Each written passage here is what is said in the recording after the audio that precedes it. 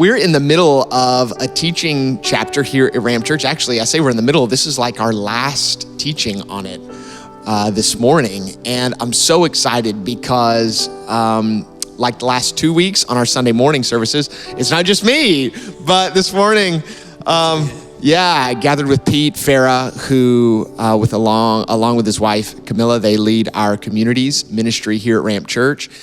And it's a really cool season for that. If you're new to Ramp Church, we do our communities, which is our small group, our home church ministry here at Ramp Church in seasons.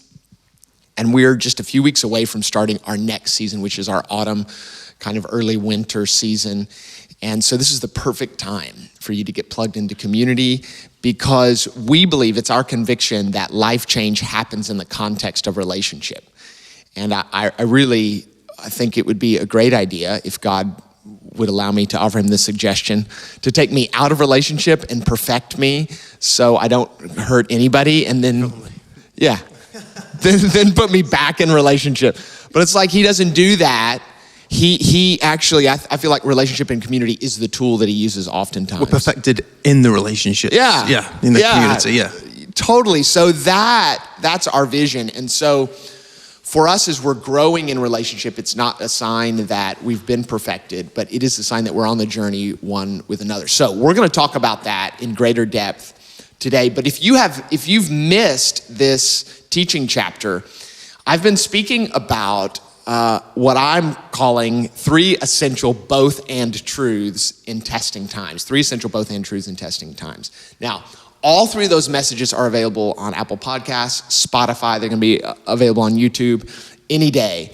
And I really want to encourage you to go back and listen to those, because if you are in any sort of a season of pressure, anxiety, uncertainty, then it's a season where you have an opportunity to get first things first, an opportunity to get in line with what God wants to do in your life. And I talk about what I feel like are the 3 essential truths you've gotta know to really thrive in those seasons and be ready for the next season that God wants to take you. They've had multiple plays in our household already. Oh, really? Multiple plays, yes. All right, so we are, Pete and I are discussing the last part, the last essential truth, both and truth, which I spoke last Sunday night at our in-person gatherings.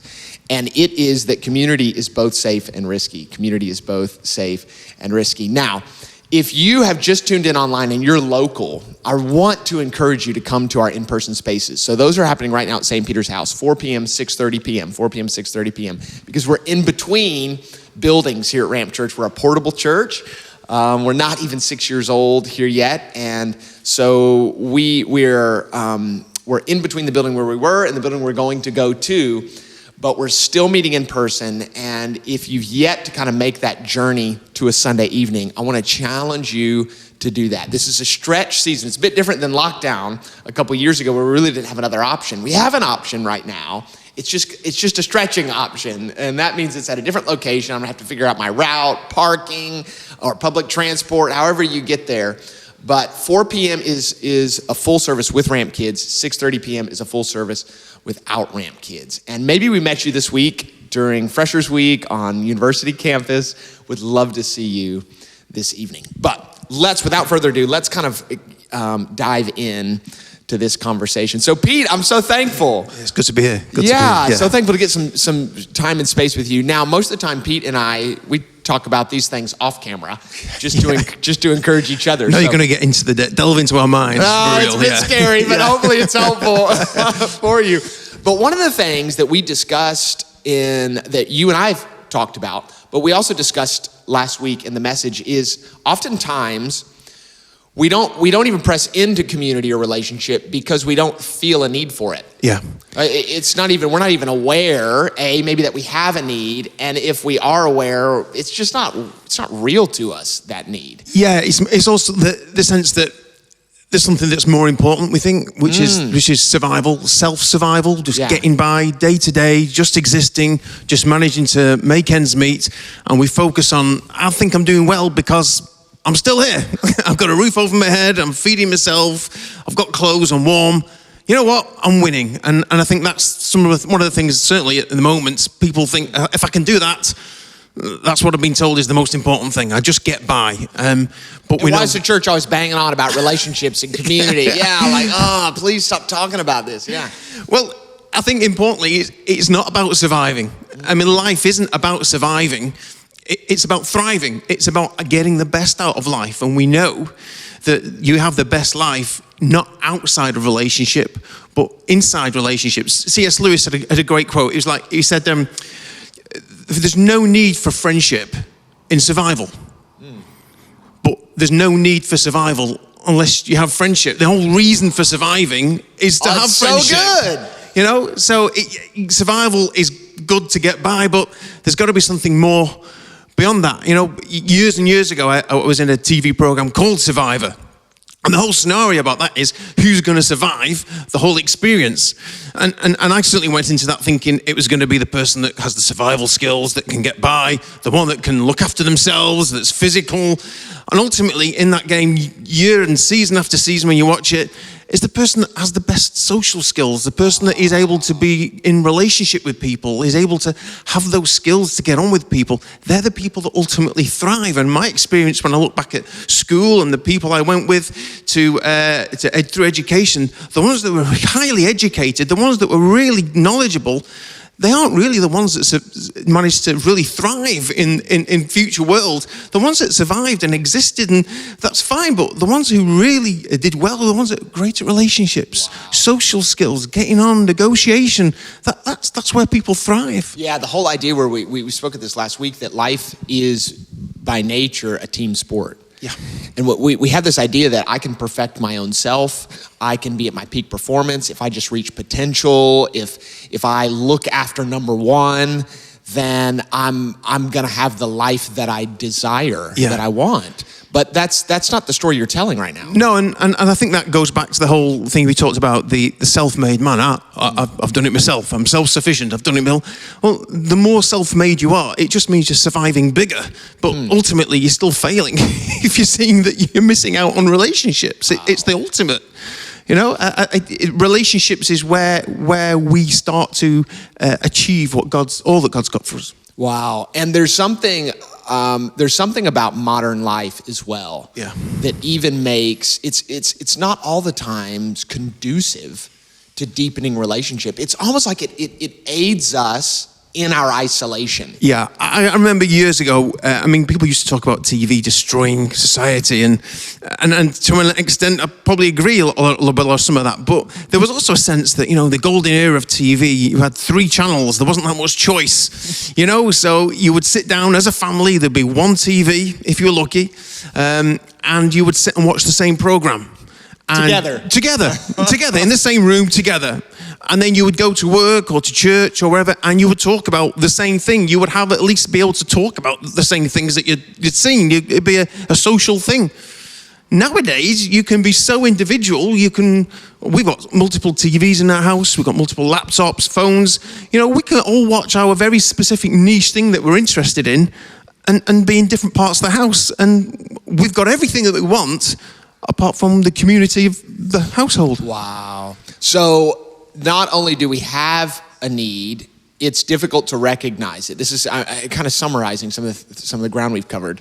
Difficult to recognize it because maybe we're prioritizing survival, and maybe surviving big, yes, as opposed to surviving little. Yeah. And then that's just reinforced by the hyper maybe personalization, maybe we can call it, in our modern world that allows me to not just succeed by my own, but be entertained individually, get my news in a very individual fashion. We know the danger of that. Yes, yes. And so everything in my world kind of reinforces this isolation narrative. Yeah. And so it takes a whole lot of intentionality for us as the people of God to realize, first of all, that's not God's design. No. Second of all, the way we're hardwired is we don't thrive unless there's connection. That's what I hear you saying. That's right. But there's something else that I found that keeps us from that. And it's not just I don't recognize the need, but wait a second, sometimes relationships can be risky. Oh, yeah. And we kind of introduced that idea last week. Of course, it's the title of this message. Community is both safe and risky. But one of the things that you highlighted as we were talking this through is that maybe those words should even be reversed. Community should be both risky and safe. Why? Risky and safe. Well, I believe that you've got to take that risk first. You've got to say, this is me. You've got to make yourself vulnerable, and then people will accept you, and then you've achieved the safety. And it needs to be that risk of making yourself vulnerable to say, this is me, this is who I am, for people to then accept you. And once you're accepted, then you know you're safe. But ultimately, the opposite of that is not being vulnerable. Yeah. Then you can't be accepted. Yep. So then you're not going to be safe. Yeah. It's like we're waiting around for this irrefutable evidence that I won't be hurt before I'm vulnerable. But safety is what I hear you saying. Safety follows, like almost like this gift of vulnerability, this gift of trust that I'm giving to somebody else. Yeah. And it doesn't lead the way. No. And I think it's also, once you're in a relationship, once you get in there, it allows you to be more vulnerable. So it's elements of risk as you go through a relationship.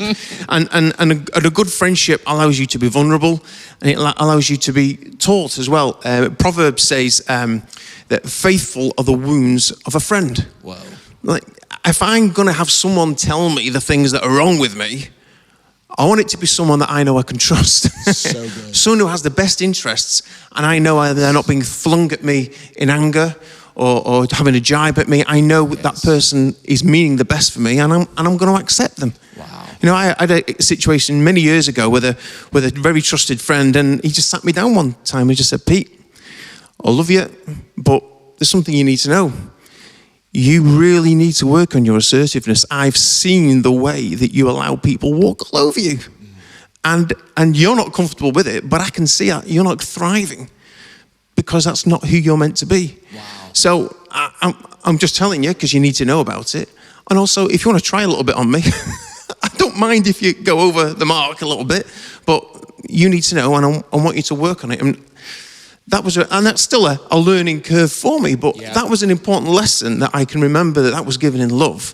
And I know that's something that I genuinely need to work on. Yeah, that's a faithful wound. A faithful wound. From a friend. Yeah. I feel like, even as you were just saying that, I just had this sense that, like, one of the ways you and I can review what is the quality and depth of our relationship.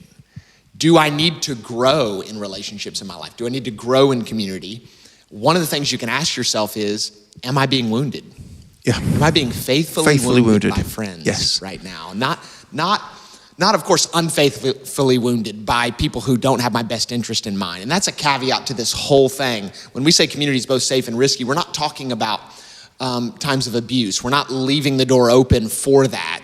There are people who don't have our best interest in mind. There's spiritual abuse, physical abuse, emotional abuse. So there's a caveat to this whole thing. We're not endorsing that or leaving room for that. This is about that even in the space where two people who are in committed relationship to one another, there's still this sense of risk, and recognizing if we have this either or, if there's risk involved, then it's abuse. If it's genuine committed relationship, there'll be no risk. Yeah. I think it's about reframing that a bit, and then recognizing how are there ever faithful wounds from a friend in my life, and if there aren't, this isn't a guilt trip, but it is just recognizing, maybe I need to deepen some relationships in my life. Yeah. But risk also, so risk is innate, is what I hear you saying. It is. In a relationship.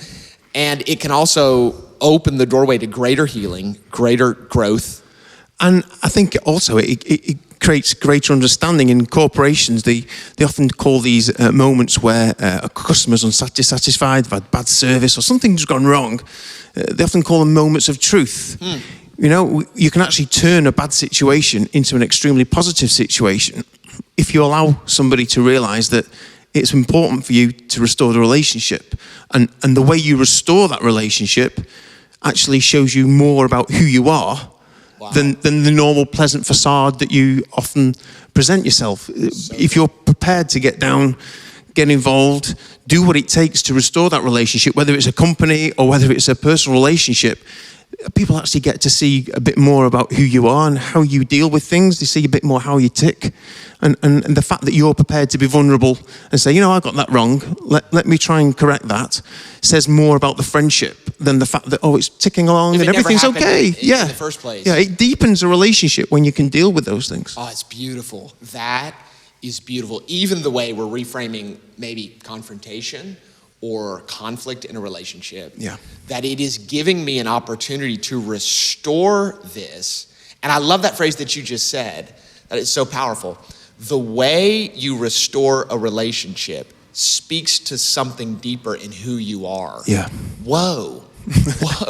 That's incredible. I even feel like for some of you, maybe even in a marriage relationship, where there has been kind of maybe this off limits area where you felt like, I can't communicate, I can't say anything about that sometimes that conflict is actually a doorway to deeper relationship, knowing each other in a greater way. I'm here for you. Yeah. Whatever, I'm here for you, and we can solve it. Which to me, and I think this would be a great spot to end kind of our conversation, because this would be great to even pray over each other on. But it's this idea of covenant. And when you look at this idea of covenant, it is such a strong thread in Scripture. It's from the first page to the last page. And if we don't understand this concept, we don't understand relationships God's way. And because we live in such a contractual kind of world, which is if I don't get what I want, I'm out of here. So there's contingencies based on my commitment. Yeah. If we take all of the biblical guidance on relationships through that lens, we're never going to understand it. But if we understand the basis of all of our human relationships is this idea of covenant, which is based in God's covenant with us. Yeah, absolutely. Which we see, this is what the Bible tells us about Jesus, that when we were enemies of God, when we were sinners, Christ died for us. So he gave his life for us when we were opposed to him. Yeah. When that becomes the basis of our relationships with one another, it's a game changer. Absolutely. I mean, when you look at the restoration of the friendship between Jesus and Peter, the biggest betrayal there was, and yet Jesus' primary responsibility, closest, his number one, his closest confidant, and he was the number one confidant, and he betrays him. But Jesus knows the importance of that restoration. But he doesn't just say, you're forgiven. He lets him know, you did hurt me. He lets him know, you let me down. There's truth. Yeah. The friendship can't grow. It can't develop. We can't just skim over it. I think for me, it was important for Peter to know Jesus has seen what you've done. I know what you've done. It was a great betrayal, but I still accept you. Whoa. And I'm still for you. And I still trust in you. And you are still the rock I'm going to build my church on. Whoa. The difference that would have made to Peter, if Jesus had just, it's okay, we've forgotten about it. It's important to remember these things, and we're building on these. It's a foundation to have been built on. Whoa, what a word. What a word. This is a word for all of us. And it's a word for those of you that are feeling strained in your relationship with God. Maybe today you have felt like you've let God down. And just as Pete and Peter teach us, not only is there forgiveness, but there is a way back. Like there's a way back into relationship with the Lord. There's a way back into purpose. There's a way back into your calling. That God is not just a forgiving God, he's a restorative God. And that reality means that there's also a way back in our natural relationships. When there's a mutual desire to restore what has been lost, we can lean on the redemptive work of Christ that's happened in our individual life. We can see the history of his redeeming work. We can glean from that. We can withdraw on that like a bank account. And we can use that withdrawal to then restore person-to-person relationship. So whether today you need to feel a fresh closeness to the Lord, or whether you're believing for restoration in a relationship, or whether maybe you've been in a time in your life where you're like, I don't really have close relationships in my life. I don't really have anybody. I'm not known. by somebody, I'm not seen, I'm certainly not championed or challenged by the people in my life, then I want to encourage you to make some commitments about this next season of your life and pressing into relationships and community. I think this season of communities here at Ramp Church is a good space to do that. But I want to pray over us, and then we're going to end our online service. If you've never made a decision to serve Jesus today, this is the day. This is the day for you. He's inviting you back. He's inviting you into relationship with him, life-giving relationship with him today, to know him, to know his purpose and his call in your life. And if that's you today, just begin to pray. It's just real simple. Just say, Lord, I want to know you. I want my life to be yours. I want to follow you. I don't want to rule or reign my own life, my own future, my own priorities. I want to know the life-changing love of God that leads me to life. In Jesus' name.